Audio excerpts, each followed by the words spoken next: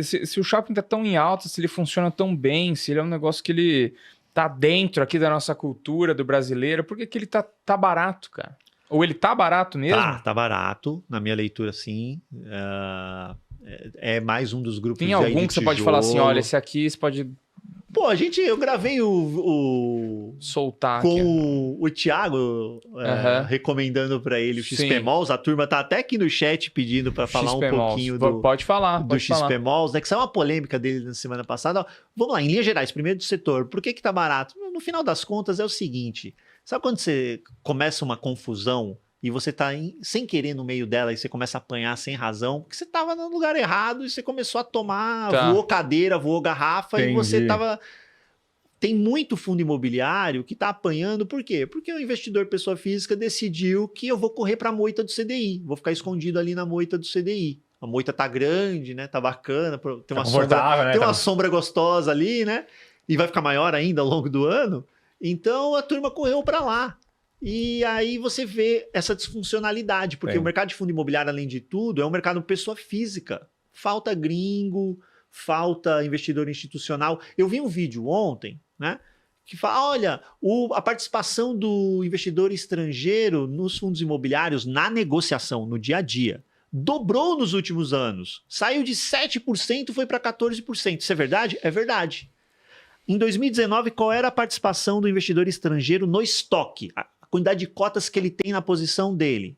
Os gringos tinham 4,8% das cotas de fundos imobiliários. 2019. Quanto é hoje? 4,7%. Ele negocia um monte ali.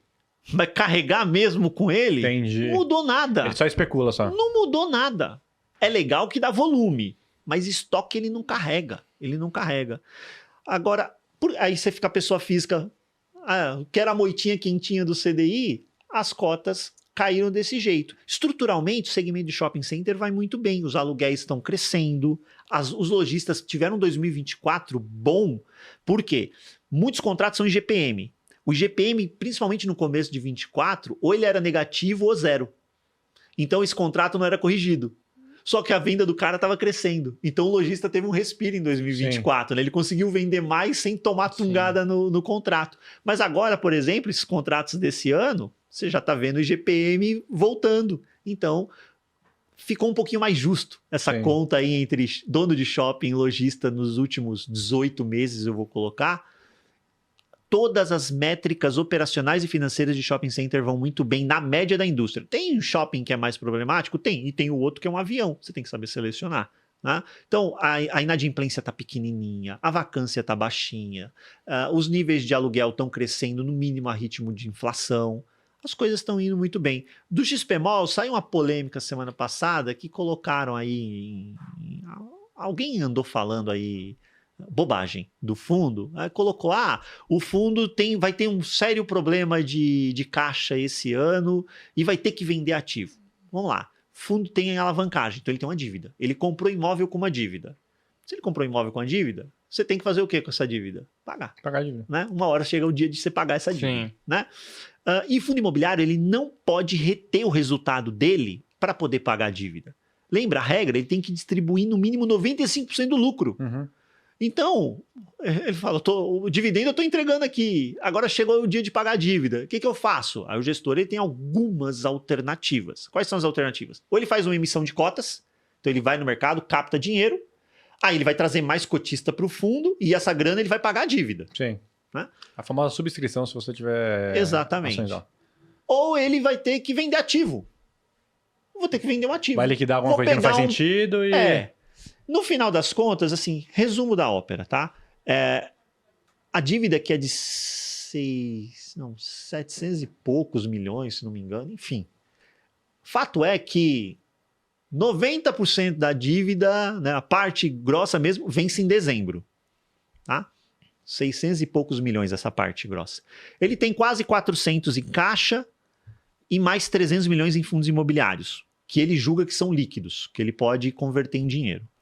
Se ele conseguir mesmo converter esses 300 milhões, ele chegaria em dezembro com um desencaixe de caixa de 45 milhões.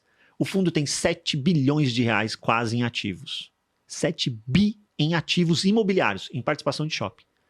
Se ele pega lá um farelo do Cidade de São Paulo, do Cidade Jardim, que são só shoppings que se ele pensar em vender faz fila de comprador, ele já resolve isso. Entendi. Só dele, se ele pensar em vender faz fila de comprador. A valor justo, tá? Não é que ele vai vender na Bacia das Almas, né? Não, a valor justo.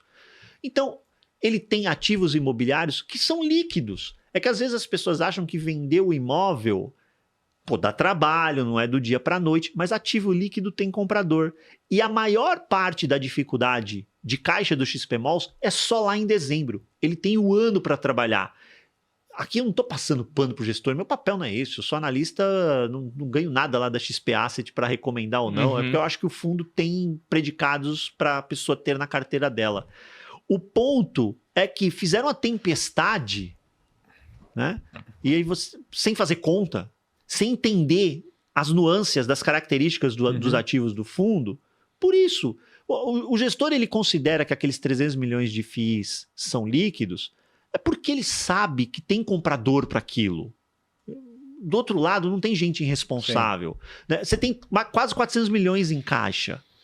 E a maior necessidade é só lá em dezembro. Ele vai trabalhar isso com tranquilidade, vai vender um pedaço e ninguém pode ficar surpreso com isso. Porque se ele comprou algo alavancado, todo fundo imobiliário que comprou um ativo alavancado, na hora de pagar a dívida, ou ele vai ter que emitir cotas, ou ele vai ter que vender ativo. Tem outras alternativas aí no meio do caminho, mas 95% das soluções ou é emissão ou venda de ativo. E tudo bem. Tudo bem no sentido, comprei, fazendo tudo isso, o cotista ganhou mais dinheiro? Ganhou. Então a alavancagem fez sentido. O problema é quando a alavancagem é mal feita. Aí ela tira dinheiro do cotista. Aqui, na minha leitura, não é o caso. Cara, é uma coisa também, né, que nem ele falou, tem galera saindo e tudo mais de fundo imobiliário. Pô, a galera passa ano, vem ano, a galera não aprende, né, cara? A galera fica sambando a carteira. Pô, tá bom comprar renda fixa. O cara resgata tudo dos outros ativos, a renda fixa. A renda fixa aí, pô, tá bom pra comprar. Os caras ficam sambando de ativo em ativo, pegam o médio de tudo e quando faz o anual, eles falam assim, meu, por que eu tô perdendo pro CDI? Porque você tá sambando a sua carteira de um lado do outro, cara. Você não tá, tipo assim, diversificando, fazendo, trabalhando bem feito. Pô, tá caindo o fundo imobiliário, mas não tá caindo os fundamentos, não tem por que você vender. Às vezes vale a pena até você colocar um pouquinho mais e segue o baile. Você tem lá qual é a parte da sua carteira que você quer ter em FIIs. Define. 5%, 10%, 15%, 20%. Você definiu, persiga isso com fundos que você acredite que o fundamento tá ok. Tá vendo que você tem um horizonte, você tem um plano, você sabe onde você quer chegar, né? É o gato para Alice em Alice das Maravilhas. Para onde eu vou? Qual caminho eu pego? Para onde você vai? Se você não sabe para onde você quer ir, qualquer caminho que você pegar tá valendo. Quer comprar CDI, compre. Quer comprar FII, compre. Quer comprar dólar, compre. Você não sabe para onde você está indo. Agora, quando você sabe para onde você está indo, você vai olhar para os fundos imobiliários agora e vai falar, poxa, oportunidade que eu não via há uma década. Há uma década. Do BitBank, tá? O BitBank é a escolha certa para você investir em Bitcoin, tá? A maior corretora brasileira de criptomoedas com o maior volume de negociações do país, tá? Ela tem conexões com várias corretoras para você garantir os melhores preços disponíveis. Tem isenção de imposto, Kaique, imposto de renda, para lucros e vendas de até 35 mil por mês. Então você pode ficar despreocupado. Essa é uma vantagem exclusiva, né, para corretoras brasileiras. E aqui no Primocast a gente te dá um bônus, né? Se você se cadastrar aqui no app e usar o cupom PRIMO30, você vai ganhar R$30 aí. Se você investir R$300, você ganha. A gente te dá mais 30 para você aí começar seus investimentos ou seguir os seus investimentos aí em criptomoeda, tá bom? O importante da cripto, né?